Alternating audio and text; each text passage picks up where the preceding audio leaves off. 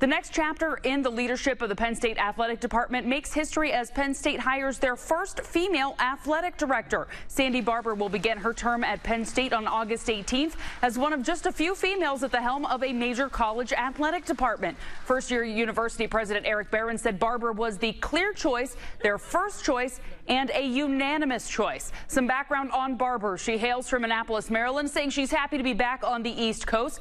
More than 30 years of administrative and coaching experience, including a decade as AD at the University of California. Now, one of the concerns surrounding Barbour's time at Cal was graduation rates for football and men's basketball at 44% and 38% respectively.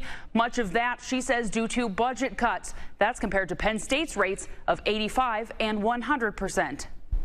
I think the important part for me is to set the right vision and the right message, and I want to be very clear about that. We are students first. We are about students first, and that 85% graduation rate is going to go to 90.